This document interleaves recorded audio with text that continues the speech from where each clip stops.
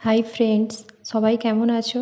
আমি ভালো আছি। আজ তোমাদের সাথে একটা কলকা শেয়ার করছি বাটারফ্লাই মোটিভের ওপর।